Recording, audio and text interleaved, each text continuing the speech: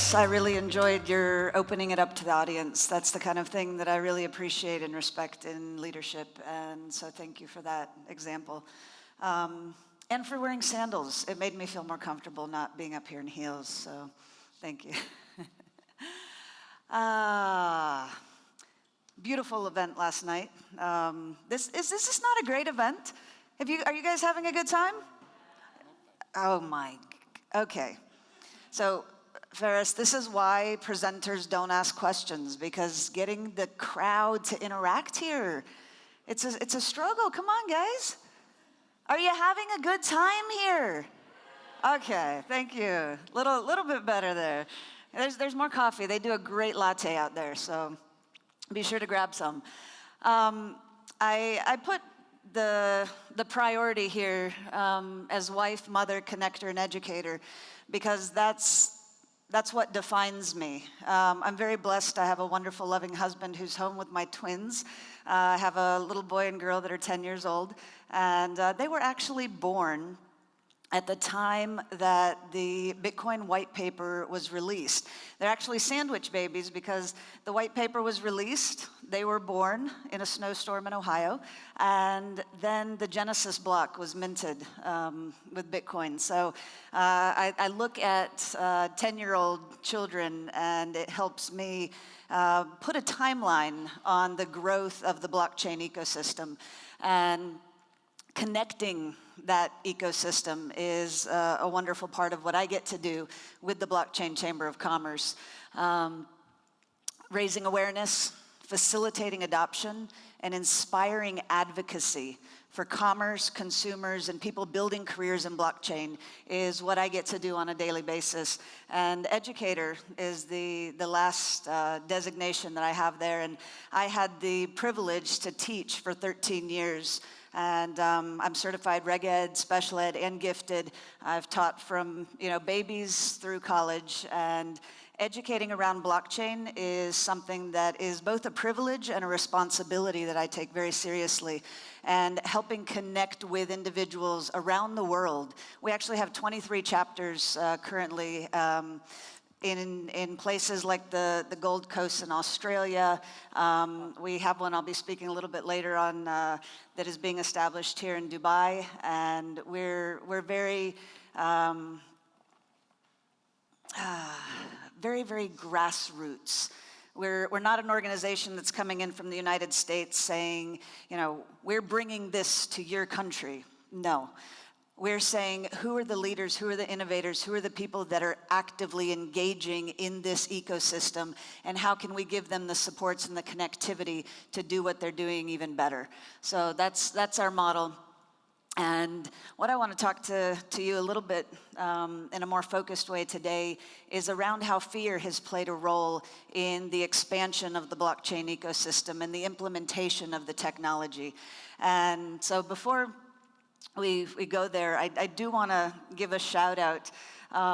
If you notice, this is a little infographic about how blockchain is powering our future. And I loved that Dubai was used as one of the exemplars. And I'm on calls on a daily basis with people all over the world, and India is a very, very strong strategic partner. I've had some conversations that are very forthright with people that I've connected with there, and they've told me, you know what? India is working so hard to innovate because we're trying to impress Dubai. It's like, wow. So hats off to you here in Dubai for what you're doing to inspire the technicians, the technologists, the innovators of another nation to want to produce in a way that they can contribute to what you're doing here. So the leadership in Dubai, the exemplars of what's being done in the government here to help streamline using blockchain technology is impressive. And this is just a little municipal city clerk, what can be done in regard to automating the public records. That's a basic application that's a huge positive, and I know Dubai is being very intentional about producing these benefits using blockchain. And so hats off to you all for that. I want you to take about 30 seconds and talk around your tables about what either your greatest fear is or what you believe the greatest fear, the greatest human fear is. So go ahead and take about 30 seconds.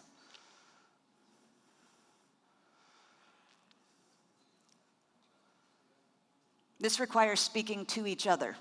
I know that's a fear for some people, but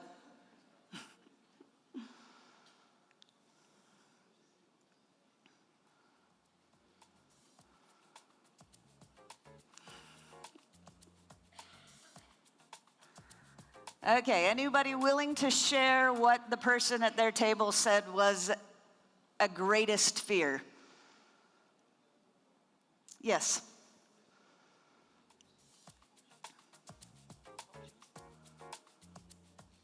Okay, so we had a few. One of the biggest ones was FOMO, so fear of missing out. Okay. We also had fear of not being relevant and fear of not fitting in. Wow. Okay, anybody else?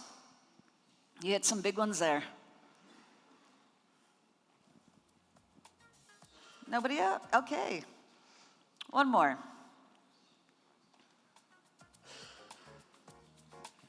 Yeah, we fear that the devil in someone takes control over the whole world. Wow. So fear of being out of control. The devil of any kind, whether it's the new Libra or I don't want to talk politics, but someone very powerful has a devil inside him that takes control over the world. Yeah, wow. Okay. You know what the greatest fear is in the world right now? Spiders. It kind of surprised me. Something that's small, you're not quite sure where it is or what it can do to you. Yeah, fear of spiders. I thought fear of death was going to be the biggest one, but it wasn't. And for our furry friends, fear of cucumbers, right? You could stop that one. Okay, that's not cool. We have strange fears, and some of the greatest, scariest characters in history have feared cats. You look at Mussolini, it looks like he got scratched up by, at least his painting, got seriously abused possibly by a cat. And if we look at William Shakespeare, I understand why he feared cats. You see that lace collar? You guys know the little claws on cats? Ooh, that'd be scary if that's how you had to dress and you had a cat around. But we all have to face our fears. This is a picture of an exercise that I participated in where I took an arrow, and I was going to bring an arrow in my baggage, and there's a problem with you bringing weapons across country borders and stuff. So I have the video. I don't want to play it right now. Whoa, no. It really was a little scary. What I did is I wrote my greatest fear on the arrow. I put it at the most sensitive part of my body, and then I stepped into it.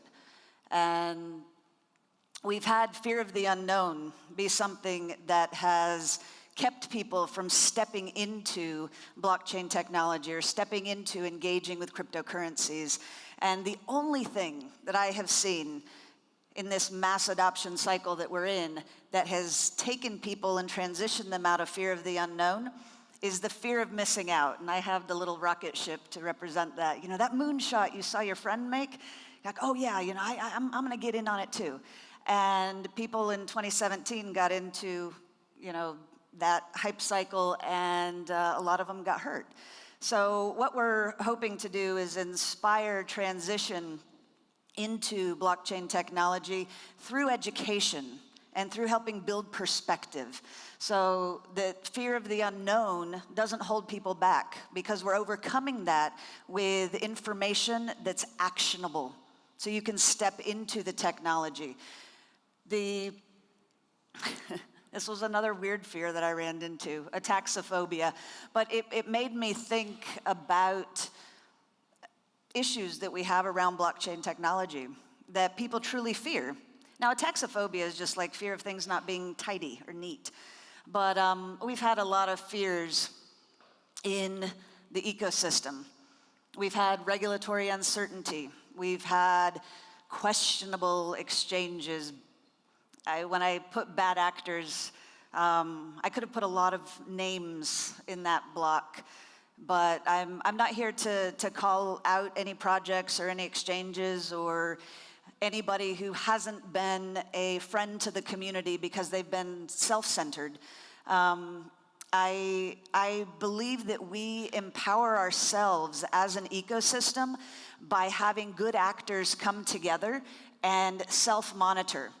And we can be the best stopgaps for the community to keep people from getting hurt. If you know about a bad actor, connect with the chamber. We can take steps to help out them to the community. So I don't want to have the, any kind of negative vibe going on right now by naming them here, but we can work together to make sure that the good projects are highlighted and the bad ones just go into obscurity because no one's paying them any attention or engaging with them. So fear, uncertainty, and doubt is the last block there that has plagued the blockchain ecosystem. And it's something that if we look at history, and I'm going to do this really quickly because I've got about 3.5 minutes. I want to respect your time. We've had a progression in how capital has been raised, how we've progressed to legally taking in resources to be able to engage with new projects. And we just had something happen this last week where Blockstack actually had the first legal Reg A STO offering on the marketplace and raised $23 million in that. We've evolved, but fear of regulatory action has been something that has held the ecosystem as a whole back. And that's not just in the US. Obviously the SEC plays a huge role, but it's all over the world. We've had huge uncertainty in India. We have regulators that haven't been effectively informed and really understood what blockchain is and what the technology can do and how they should regulate forks. How they should tax them. There's so much that we need to do to get the right information in the right hands. And having this progression be, look at what's happened in just the last, not even 10 years. It's pretty amazing where we've come. And we're putting power back into the hands of the individual investor. If it's your money, you have a voice with it. But I just wanted to highlight this really quickly, the diversity of actual follow-through in countries around the world, how cryptocurrencies are seen, how exchanges are regulated, and how ICOs are viewed. I didn't find a list that had Dubai in it, but from what I've heard, you guys are doing a good job with the perspectives that you're building and how you're engaging with cryptocurrency and exchanges. We've got, some of this, it just blows my mind. In India, you have cryptocurrencies not being a legal tender. You have ICOs banned, and yet you have 50 million people with blockchain wallets, with cryptocurrency wallets that are engaging in the ecosystem already. And as I look at the ecosystem and have an interesting perspective on it, it's that fear factor that comes in again with traditional exchanges, traditional banks. I don't think they should be afraid. I think they should innovate. I think they should use the technology to take advantage of it and streamline their processes. So many enterprises are changing the way they do business. And the question is, are you in your business, are you in your government doing that? Yogesh, are you here? Awesome. Could you stand up? He's the head of innovation at KLME, and tomorrow I'm going to be feel very blessed to share dinner with your family and sign the memorandum of understanding to have you launch the first chapter of the Blockchain Chamber of Commerce here in Dubai. So thank you for your willingness to participate with the chamber and the innovation. Thank you. Yeah. The innovation that you're going to be bringing to Dubai, to your organization, your company. And we have, this is a special announcement too. I just wanted to know, if any of you haven't heard of the cryptocurrency newsfeed, it's one that we're going to be providing in the blockchain ecosystem as a resource to the community. You can get on, I'm going to go back because I want you see that QR code?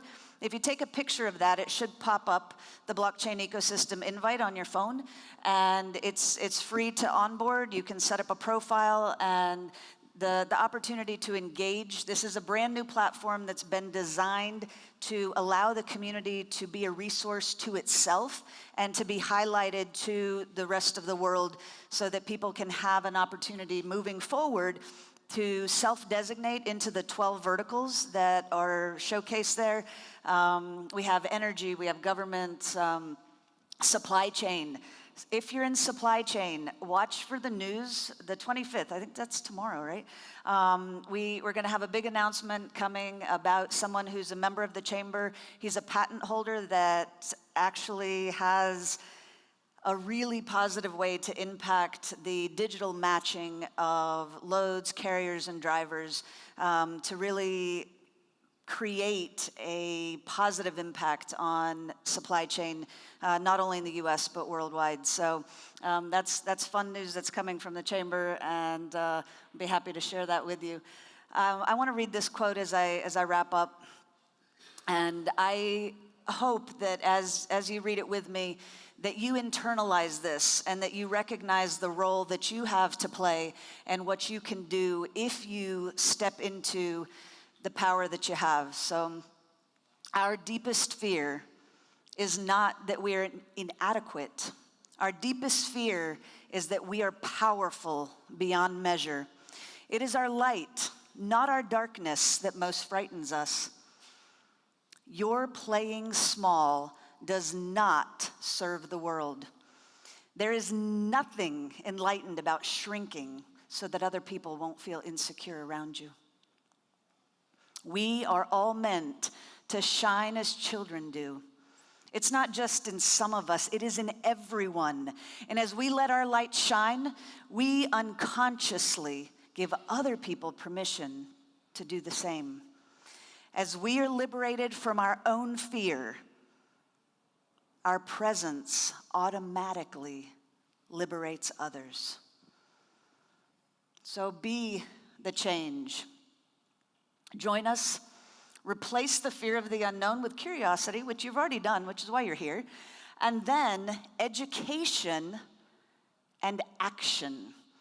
And before I click on the next, the last slide, if you want to take a screenshot of the QR code, that'll take you to the Blockchain Chamber of Commerce's website. We'd love to have you participate with us there. And this is what happened when I put that arrow. And on it, I had written that my greatest fear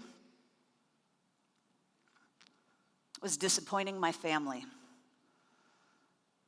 And this is how I faced it.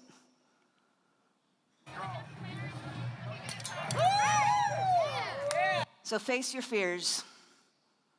You want to see that again? No. The power that we have in us is so much greater than the uncertainty that faces us, and we can change the world if we step in past our fears into the opportunity that blockchain brings to us. Thank you. Thank you, Linda.